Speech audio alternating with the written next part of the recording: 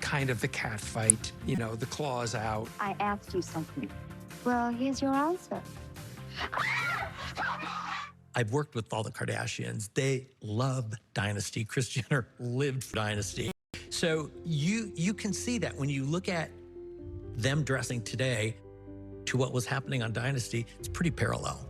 Succession probably owes a little tip of the hat to the rich, miserable people. Money wins. Every decade has had its TV shows about how messed up rich people are. And people love that. They love that. Because let's face it, there's only this many rich people and everybody else is in this group. I think Dynasty's greatest legacy is when you think the 80s, you think Dynasty. This was a show that was pure Reaganomics. It was pure greed. It was pure go, greed is good, early 80s nonsense that definitely doesn't hold up today, but it's a fun snapshot of an era that's now long past. NXT is all new this Tuesday at 8/7 Central on the CW.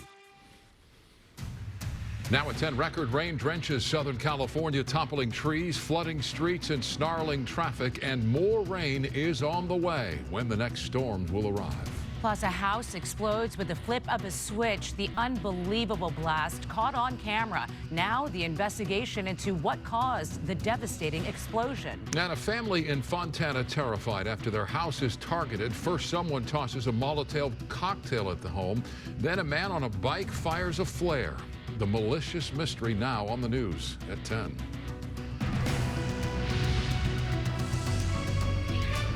Good evening, I'm Micah Ullman. And I'm Cher Calvin. Southern California is soaked by days of record rain, and it's not over yet. More wet weather is on the way. 2 more storms headed to SoCal. It is the wettest November in 40 years. The storms toppled trees, flooded roads, and kept residents on edge. But so far, there have been no major landslides or debris flows, and the next storm is set to be colder. We have live team coverage of the storm. Sandra Mitchell is in Altadena. Mary Beth McDade in the Pacific Palisades. But we begin with meteorologist Vera Jimenez with the latest on our storms and what's ahead. Vera? Thank you so much. Well, we're not quite done with the rain. We're obviously still dealing with it, as you can see behind me on the Max Doppler. And as you mentioned, as we started the newscast, there is going to be another round of rain as we make our way towards the end of the week. But let's take a look at what we have going on now. This is now continuing to move out of the region into the east. Tomorrow, we are still going to get some wraparound moisture.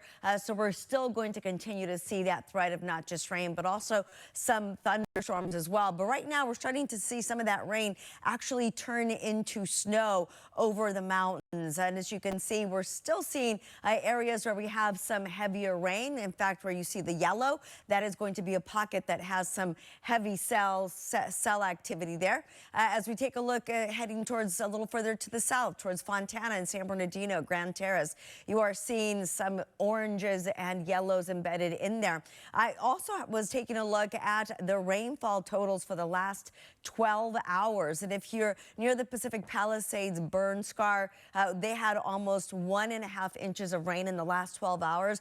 The Eaton fire near Altadena, or in Altadena, I should say, 1 3/4 of an inch of rain. The bridge fire, this is going to be out near Wrightwood. If you remember that one, they had just over an inch. And then in Sylmar, where the Hearst fire took place, that was almost an inch as well. And as I said, we're not quite done with it yet.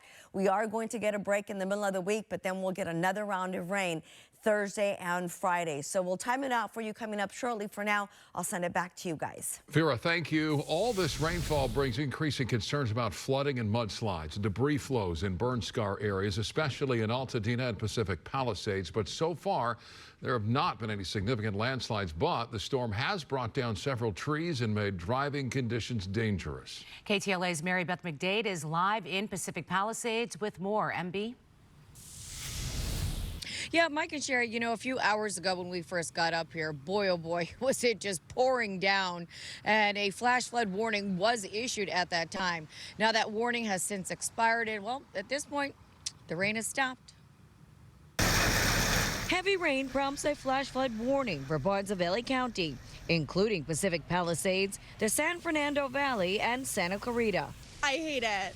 I mean, it's nice when you're not working and you can like sit in bed and watch a movie. The Monday night downpour sparking fears of flooding and mudslides and making driving treacherous. I have to drive all the way back to Temecula. So and I have like 3 kids in the car. I'm a little worried. Definitely a little dangerous when the roads are wet. Cars are going slow. You're on a hydroplane, so definitely be more careful on the roads. Topanga Canyon Boulevard remains closed between PCH and Grandview Drive until further notice. There were large-scale debris flows over the weekend, and with more rain falling on saturated slopes, there's still cause for concern. This wet November storm has caused several trees to uproot and topple over. I went to the store to pick up some food, and I came back, and the tree was just like, it just messed up my car. Another tree in Newberry Park lands on an apartment building. 10 people had to be evacuated. In Lake Balboa, a tree topples onto a car, and this one takes down wires in Northridge. The rain has caused the LA River to swell. Do we have anyone in the water? LA firefighters scour the river in Northridge for several hours after getting an unverified report of a man floating in the river. They tell me they didn't find anyone. Yeah, and when I checked back with LA City fire officials just a short time ago, they tell me that no body was ever found, and they have since called off that search. For now, reporting live here in Pacific Palisades, Mary Beth McDade. I'll send it back to you guys in the studio.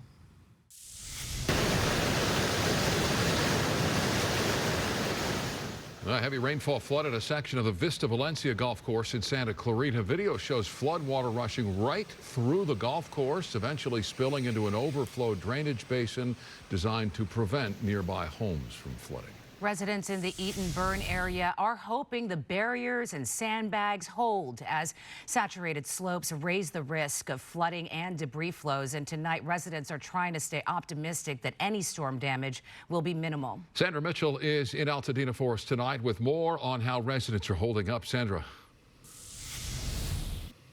Well, Micah, they're still worried, but I can tell you the worst of this storm at least seems to have passed by. Earlier tonight, we had some absolute downpours. You can see the big equipment behind us. It's on standby and ready to go.